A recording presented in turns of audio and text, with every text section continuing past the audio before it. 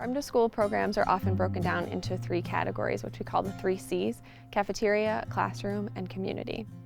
We encourage schools to incorporate all 3 aspects into their Farm to School programs so that students are having a well-rounded experience, having a chance to eat local food in the cafeteria, learn about local food and agriculture in the classroom, and visit local farms on field trips.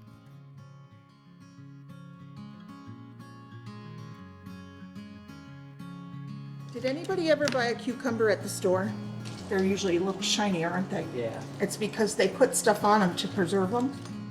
The Sentinel Growers Garden was created in the spring of 2018 through a Whole Kids Foundation garden grant. They provided us with about $2,000 to start. We asked for additional funds from local farms and local sponsors, and then we also applied for other grants, which allowed us to purchase a new watering system. We were able to add additional garden beds, and every year since it's grown and progressed beautifully, harvest-wise as well. When Alex started the program with them and I got to be a little involved with them, it's pretty exciting. And during the summer program, we use all the fruits and vegetables from the garden. That's huge, and they got to help pick those cucumbers or tomatoes, which is nice. They take pride in seeing, we started this from a seed. It's pretty cool to see my friends eat the food that I grow. Our district is a very poverty-stricken district, and a lot of our students don't get to see this type of produce at home. So sometimes when our kids come in, they're not familiar with the vegetables, or every green long vegetable is a cucumber to a child, and every red vegetable is a tomato to a child. So, they turn their nose up to it, but as time progresses and they see their friends trying new things and what food can be made out of the produce that we harvest, the kids become curious and they really enjoy taste testing. It's a huge impact, not only health-wise, but just in their everyday lives, knowing how they can implement a healthier lifestyle. What we don't give to the cafeteria, typically we send samples home with the kids, but we also have made zucchini bread. The kids will look up recipes and we'll try a couple different recipes. It's a great life skill because 1, they're learning how to read a recipe and how to follow that, and then 2, they're also learning how to harvest and eat healthier. Learn about picking vegetables. I learned he need water, he need light. Cheers! To have something all natural versus filled with preservatives, it's a health standpoint for me, because I know our kids here, most of them can't have that at home. So if they can get it at school, I'm all for it.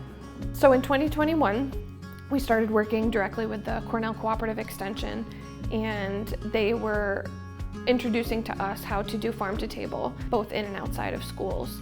We originally were very hesitant because our garden was so small and our harvesting was not predictable. We didn't know when things would come in. We weren't sure if our garden would be good enough to support the school district as a whole. But as time went on and as our garden progressed, we realized that even if we can't support the cafeteria completely, we can support them in small portions, especially throughout the summer months. So I originally got in contact with Bobby Jean Fish, our cafeteria manager, and she loved the idea and presented it to the district. And from there, we slowly started implementing different things in the junior, senior high school cafeteria. When I approached the school with a new vision of Fresh is Best, I was able to introduce local farms for produce and locally cured beef. I've been able to work with Bonnie and Cyril at Lily Valley Farm to get a great ground beef shipped right into the school. We have 80 acres here in Lily Valley Farm, and we have about 125 head right now of beef and 40 pigs. We sell retail, 2 locations downtown in Ticonderoga. We sell out of our farm store here, and we now produce for the schools, which is a fabulous new venture that we've started. When I approached Bonnie and Cyril, they were willing to bend over backwards for us to get us a price point that would work so we can give the kids the better item. I think it's very important you sell to schools because the kids need great nutrition. The quality that's coming off of our farm is what we want our families to eat. I think it's great that the kids in the school districts know exactly where their food comes from. They know how it's raised. We love every one of our animals. We name our animals, and it's just how it is. If you're a farmer, you care. And they just, where their food comes from is so important. And it's not just, out of a fast food restaurant. It's good for the family and it's good for the kids' health. I think since we started to go local, I have a lot less kids coming to be like, Miss Fish, can I please have some graham crackers and a cheese stick?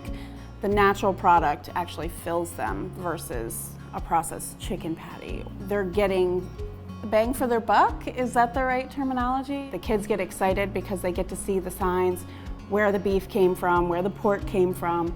Oh, the schools have done terrific things because more people, local people see us in the schools, the kids are happy. It creates more people to understand what good meat is about, and just the supply to the schools has been amazing for us. The advice I would give to another district to be able to get local meats or vegetables is don't be afraid. Your district will support you. Something as simple as kale chips turned our school around completely. So I think that's my biggest goal, is 100% local. It's hard, but we're working on it. Overall, I would say it's a very successful farm-to-table process and program, and we look forward to continuing implementing that at a greater rate throughout the following years. If you're interested in bringing more of these aspects into the Farm to School program in your school, please reach out to our office and we can help you get started.